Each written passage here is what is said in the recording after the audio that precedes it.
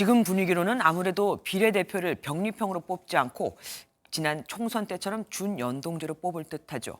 그러면 소수 정당도 비례 의석을 받을 수 있고요.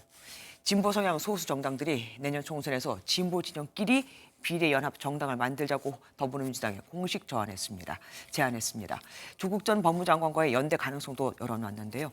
민주당 일각에선 지지의 목소리가 나옵니다. 안보람 기자입니다.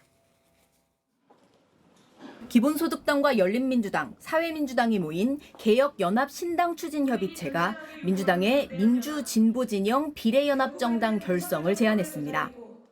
반윤석열 진영이 연합해 22대 국회에서 개혁을 이뤄내야 한다는 주장입니다. 반윤 개혁 최대 연합을 이뤄내는 것만이 22대 국회를 일하는 국회를 넘어 개혁하는 국회로 만들 유일한 경로이며 조국 전 법무장관과의 연대 가능성도 열어놨습니다. 윤석열 정권의 폭주를 막기 위해서 돌멩이 하나를 올리겠다라는 의지를 밝히셨기 때문에 결국 민주당의 위성정당이 아니냐는 질문엔 선을 그었습니다. 의석수 확보를 위해 만들었다가 다시 합당했던 지난 총선과는 다른 대한민국 최초의 연합 정치라고 강조했습니다.